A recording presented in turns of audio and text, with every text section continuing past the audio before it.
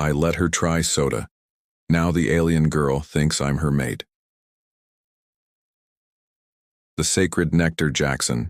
Reeves wiped the grease from his hands with a worn maintenance rag, exhaustion weighing heavy on his shoulders. The UES Horizon's promise had been pushing.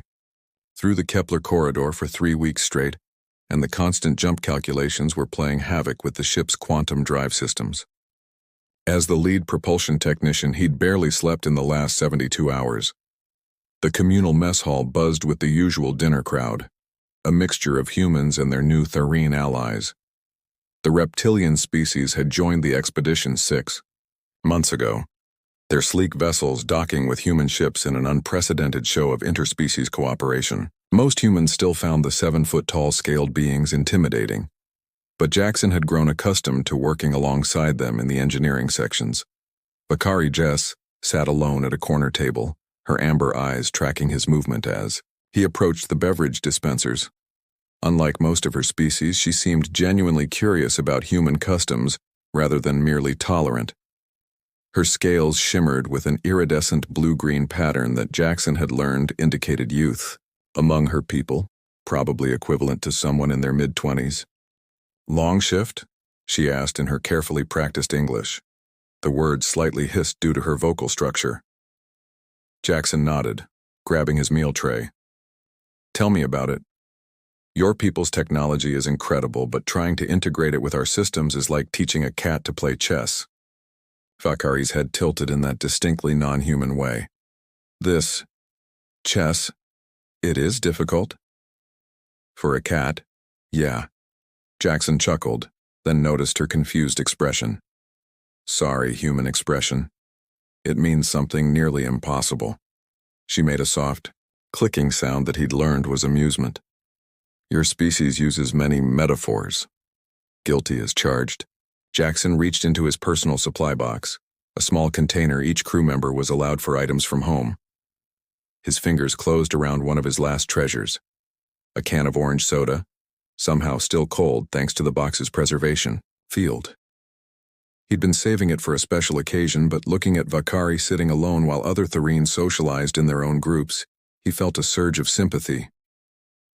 "Hey, want to try something from Earth?" He held up the can. "It's called soda, orange flavor." Vakari's pupils dilated, a sign of surprise among her species. "You would share sustenance from your homeworld?" "Sure, why not? It's just a drink." Jackson popped the tab, the familiar hiss making him nostalgic for summer afternoons back in Ohio. "Fair warning, though, it's pretty sweet." She accepted the can with both hands, studying it like a precious artifact. Her scaled fingers wrapped around the aluminum with unexpected delicacy. When she lifted it to her lips and took a small sip, her entire body went rigid. The reaction was immediate and dramatic. Vakari's back arched. Her neck frill, usually kept flat against her skull, flared wide, displaying brilliant patterns of orange and gold. A low, thrumming sound emerged from her throat, something between a purr and a growl. She nearly dropped the can, catching it at the last second while staring at Jackson with those massive amber eyes. "You," she whispered, her voice carrying an odd reverence. "You share the sacred nectar of your homeworld with me?" Jackson blinked. Yeah? It's just soda." But Vakari had already stood, backing away from the table with the can clutched to her chest like a holy relic. The strange thrumming sound continued, and Jackson noticed other Tharine in the mess hall turning to stare. Some were making soft clicking sounds, while others had gone completely silent. "Is everything okay?" Jackson asked, suddenly aware that the entire dynamic in the room had shifted. Vakari's frill was still fully extended, creating an impressive display that Jackson had never seen before. I must return to my quarters. To contemplate this honor." She practically fled from the mess hall, leaving Jackson staring after her in bewilderment. Around him, conversations had resumed, but he caught several Tharine glancing in his direction with what looked like approval. "What the hell just happened?" he muttered, looking down at his own meal tray. Whatever cultural landmine he'd just stepped on, he had a sinking feeling it was going to complicate his life in ways he couldn't yet imagine. Behavioral changes of the eye.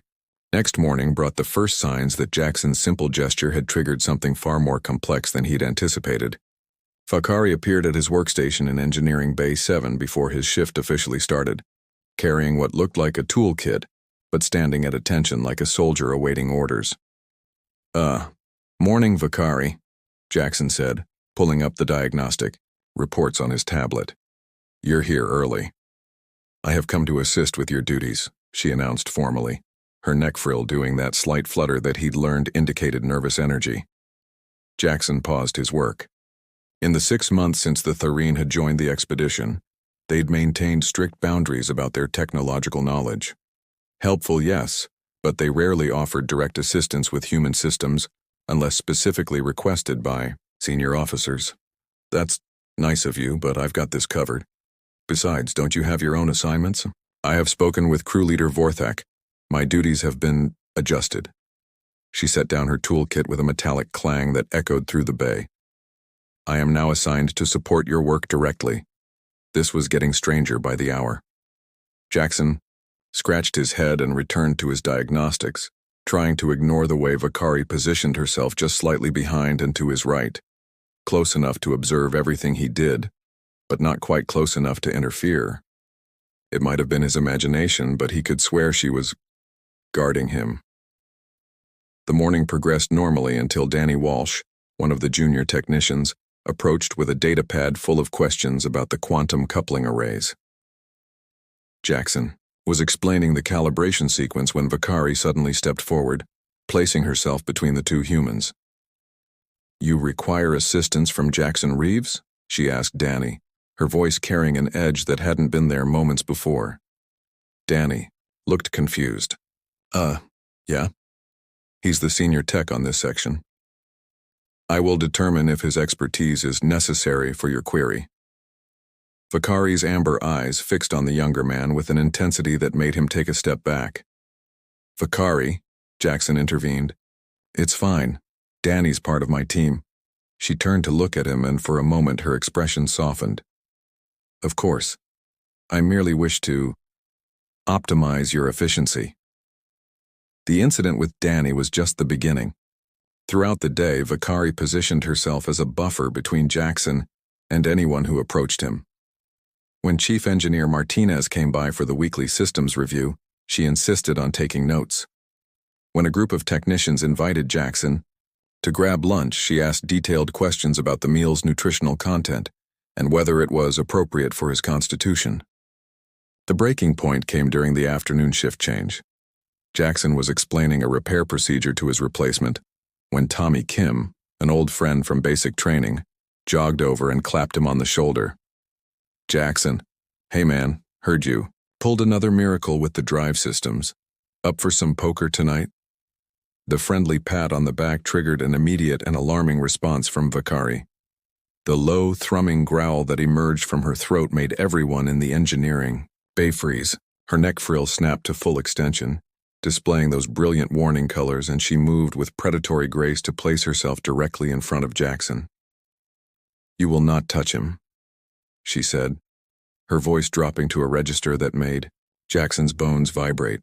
Tommy's hand jerked back like he'd been burned. Whoa, okay, sorry. I didn't know. Vakari. Jackson stepped around her, raising his hands in a peaceful gesture. Tommy's my friend. He wasn't doing anything wrong. She looked back and forth between them, her frill slowly settling but her posture still radiating tension. Friend status is acceptable, but physical contact requires permission. Permission from who? Jackson asked, though he was beginning to suspect he knew the answer. Vakari's amber eyes met his directly. From me. I am responsible for your well-being now. The engineering bay had gone completely silent. Jackson could feel every pair of eyes, human and Tharine alike, focused on this bizarre conversation. Whatever cultural misunderstanding had started with that can of orange soda was spiraling completely out of control. Okay, Jackson said carefully.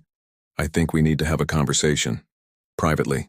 But as he started to lead Vakari toward a quiet corner of the bay, he noticed something that made his stomach drop. 3 other Tharine had entered the engineering section, and they were all looking at him with expressions he couldn't quite read. Approval? Curiosity? Something else entirely? Whatever was happening, word was clearly spreading throughout the ship's Tharine population. The formal announcement. Jackson barely slept that night, his mind racing through every interaction he'd had with Vakari and trying to piece together what he'd inadvertently triggered. He'd spent 2 hours in the ship's database, reading everything available about Tharine culture, but most of it was basic diplomatic information. Formal greeting protocols, religious taboos, dietary restrictions. Nothing about courtship rituals or the significance of sharing food. His door chimed at 600 hours, 30 minutes before his shift. Jackson groggily activated the intercom, expecting Chief Martinez with some emergency. "Jackson Reeves," came Vakari's distinctive voice. "I have brought sustenance." He opened the door to find her standing in the corridor with a tray of what looked like breakfast. Human food, he noted with surprise. Scrambled eggs, toast, even a cup of coffee that smelled like the real thing, rather than the synthetic substitute they usually got in the mess hall. "You didn't have to." "It is my responsibility," she said, offering the tray with both hands in that formal way she'd held the soda can. "I have studied human nutritional requirements. This meal is optimized for your metabolic needs." Jackson accepted the tray, noting how Vakari's eyes tracked his every movement. "This is really thoughtful, but we need to talk about what happened yesterday." "Yes," she agreed, following him into his quarters without invitation. "I have been inadequate in my duties. I will improve." "No, that's not." Jackson set the tray down and turned to face her. "Vakari, what exactly do you think your duties are?" She straightened, her posture becoming almost military in its precision. "I am bonded to you now. I must ensure your safety, your health, your happiness. I must learn your preferences, anticipate your needs, and protect you from threats." "Bonded?" The word hit Jackson like a physical blow.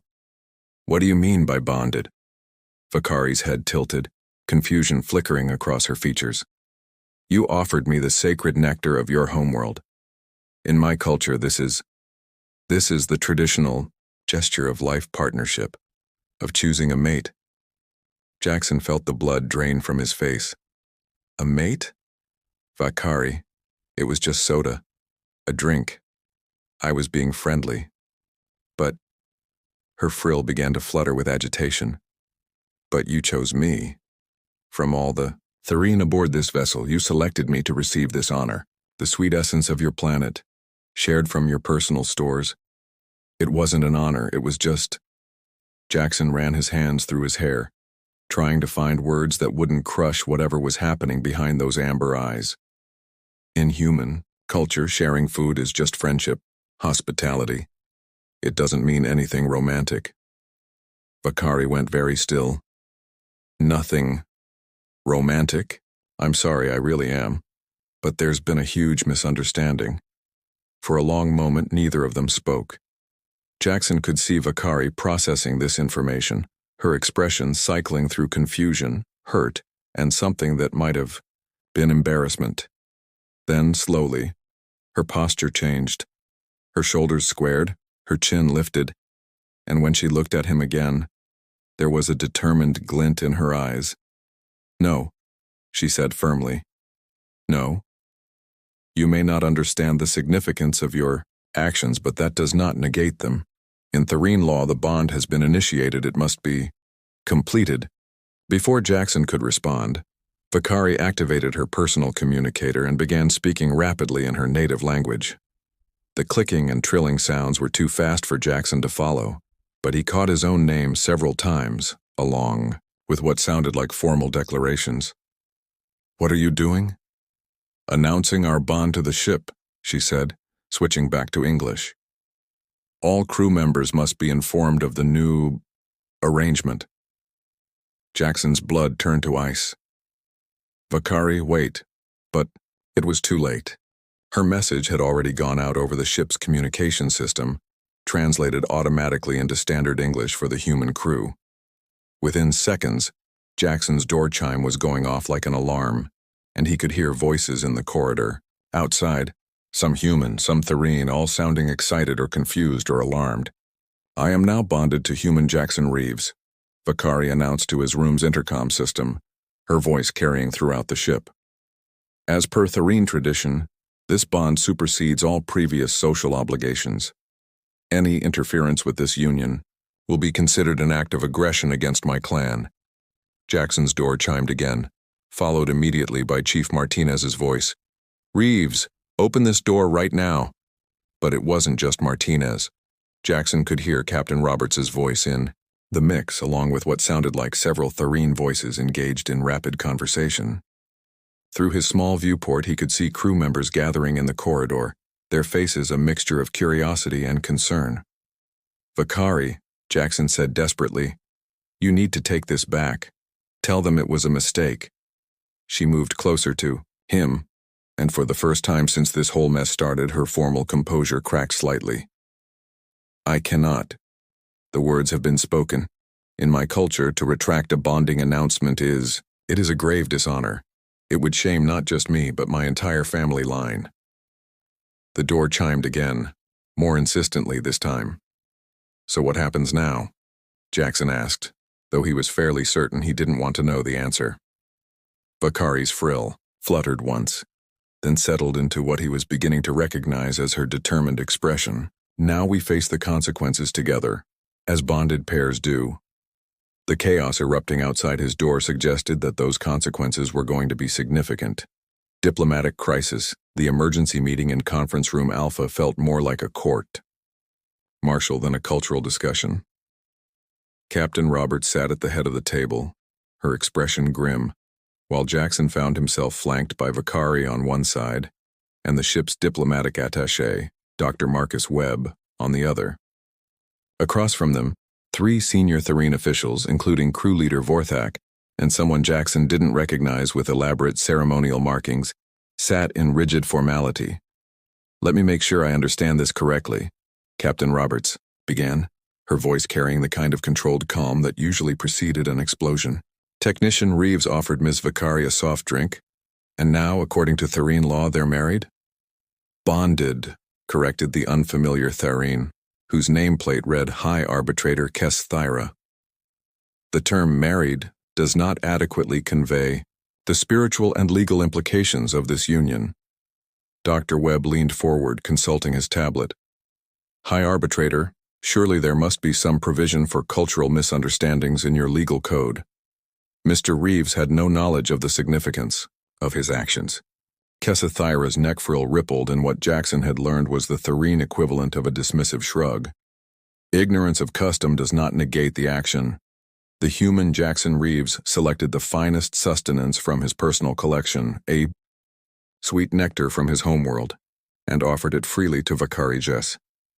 By our oldest laws, this constitutes a formal proposal of life partnership."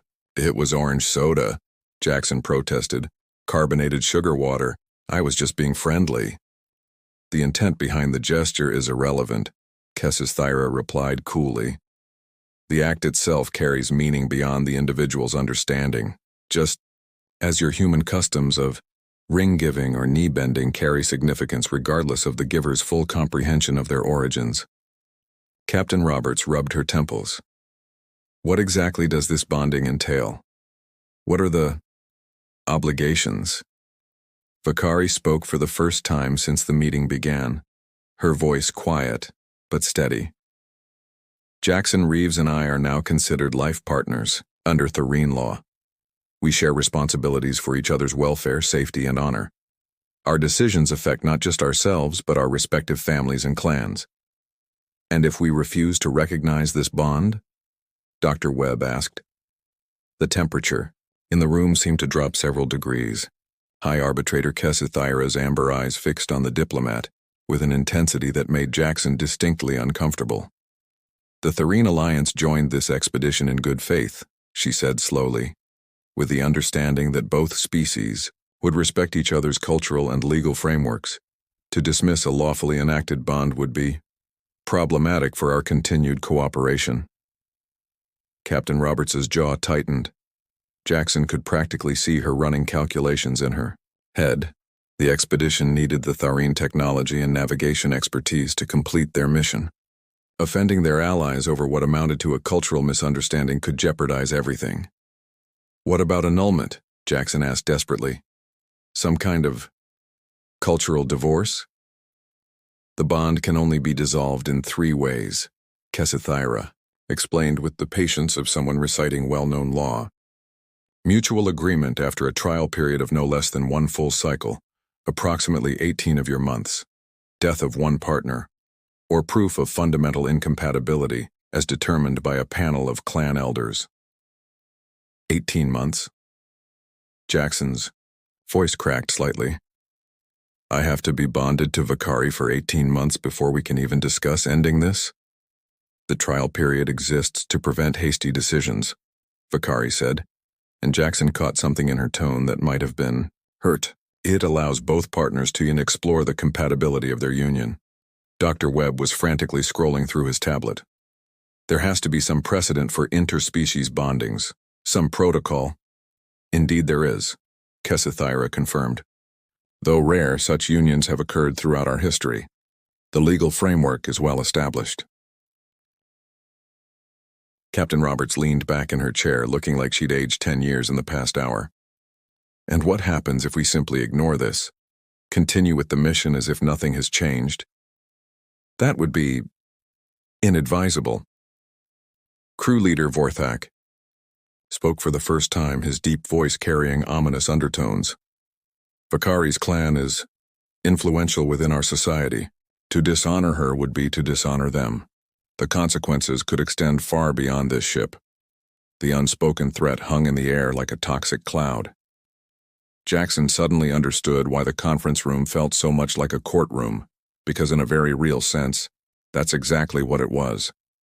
He was being tried for crimes he didn't know he'd committed, under laws he'd never heard of, with consequences that could affect thousands of people. "So what are my options?" he asked quietly. High Arbitrator Kesithyra's expression softened, slightly. "Accept the bond and honor the trial period. Learn our ways as Vakari must learn yours. At the end of 18 months, if you both agree the union is unsuitable, it can be dissolved with no dishonor to either party. And if I refuse, then you dishonor not just Vakari but the entire Tharine alliance.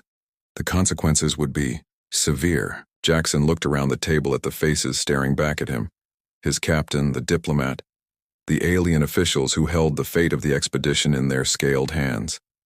Finally, his gaze settled on Vakari, who had been sitting in rigid silence throughout most of the discussion. For the first time since this whole mess started, he really looked at her. She was young by Tharine standards, probably far from home and family, trying to navigate human customs just as much as he was struggling with hers. Her amber eyes met his, and he saw something there that surprised him. Not triumph or satisfaction, but uncertainty. Maybe even fear.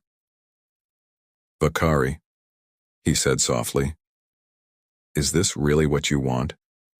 To be bonded to someone who doesn't understand your culture, who might never understand it?" Her frill fluttered slightly, and when she spoke, her voice was barely above a whisper. I want the chance to try." The honesty in those words hit Jackson like a physical blow. This wasn't about power or cultural dominance or even romantic love. It was about hope. The hope that 2 very different beings might find some common ground. Jackson closed his eyes, took a deep breath, and made a decision that would change the rest of his life. "Okay," he said. 18 months. We'll try." Part 5. Finding Common Ground. 3 weeks into their trial bonding, Jackson was beginning to understand that his biggest challenge wasn't learning Tharine customs. It was unlearning his assumptions about what those customs meant. Take the morning ritual, for instance. Every day at 0600 hours, Vakari appeared at his quarters with breakfast, prepared exactly to his specifications. Jackson had initially found it uncomfortable, assuming she saw herself as some kind of servant. But after overhearing her conversation with another Tharine crew member, he learned that meal preparation was considered a profound expression of trust in her culture. You only cooked for someone whose health and well-being mattered more than your own. You understand now why I was confused by your soda offering, Vakari said as they walked through the ship's observation deck during their off-shift. Through the massive viewport, stars streaked past in brilliant lines as the Horizon's Promise maintained its journey through hyperspace. Sharing sustenance from your homeworld, it is perhaps the most intimate gesture in Therine culture. Jackson watched her reflection in the transparent aluminum, noting how she'd positioned herself slightly behind him, not submissively, but protectively. Another habit he'd misinterpreted. So when I offered you that drink, you were proposing life partnership, she confirmed with a soft clicking sound that indicated amusement. Very romantic by our standards. Impulsive, but romantic. Great. I accidentally proposed with orange soda. Jackson shook his head. My mom would be so proud. Vakari's head tilted in that curious way of hers. You speak of your birth mother, often. She is important to you. Very important. She raised me by herself after my dad died. Taught me to treat people with respect, to help when I could. He trailed off, realizing something. Actually, that's probably why I offered you the soda in the first place. She always said hospitality was one of the most basic human virtues. Your birth mother sounds wise. I would like to meet her someday. There was something wistful in Vakari's tone that made Jackson look at her more closely. What about your family? You never mentioned them. Vakari's amber eyes focused on the stars outside, and for a moment, Jackson thought she wasn't going to answer. My clan mother was disappointed when I chose to join this expedition. She believed I should remain on the homeworld, accept a traditional bonding within our own species. But you didn't want that? I wanted to see the stars, to learn about other worlds, other peoples. Her frill fluttered slightly. My clan mother said I was too curious for my own good, that it would lead me into trouble. Jackson couldn't help but smile. Well, she wasn't wrong about the trouble part. Perhaps not.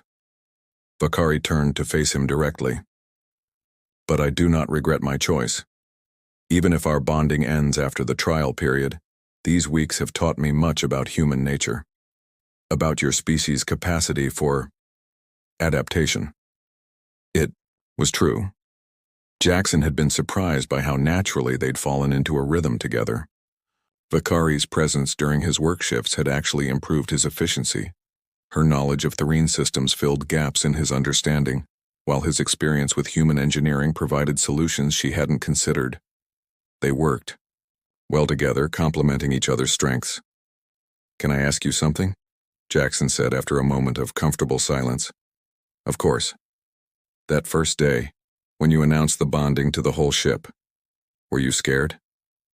Vakari's frill went completely flat against her skull, a sign of strong emotion that Jackson had learned to recognize. Terrified, she admitted, but also hopeful. You had shown me kindness without expecting anything in return. In my experience, such gestures are rare, even among your own people, especially among my own people. Therine society is very structured, formal. Acts of spontaneous generosity are uncommon. She paused, seeming to choose her words carefully. When you offered me that drink, it was the first time in my life that someone had given me something simply because they thought I might enjoy it. The quiet sadness in her voice made Jackson's chest tighten. He'd been so focused on his own confusion and frustration that he hadn't considered what this whole situation meant from her perspective. Vakari hadn't just accidentally bonded herself to a human. She'd found someone who treated her with casual kindness, something apparently precious in her culture. For what it's worth, Jackson said softly, I'm glad I offered you that soda, even if it did turn my life upside down. Vakari's frill lifted slightly, displaying those brilliant blue-green patterns that Jackson was learning to associate with happiness. Truly, I've learned more about patience and understanding in the past 3 weeks than I did in my previous 30 years. You've made me a better person, Vakari. They stood together in comfortable silence, watching the stars stream past. Jackson found himself thinking about the remaining 15 months of their trial period, and for the first time since this whole mess started, The prospect didn't fill him with dread. Maybe they weren't bonded in the romantic sense that Therine culture intended, but they were partners now, and that meant something. They were two very different beings learning to navigate the space between their worlds, finding common ground in the vast emptiness between the stars. Jackson Reeves, Vakari said eventually, her formal tone indicating she was about to say something important. Yeah? When our trial period ends, if you choose to dissolve our bond, I will understand. But I want you to know that these have been among the happiest weeks of my life. Jackson looked at her, really looked at her, taking in the elegant curve of her neck, the gentle luminescence of her scales, the ancient wisdom in those amber eyes.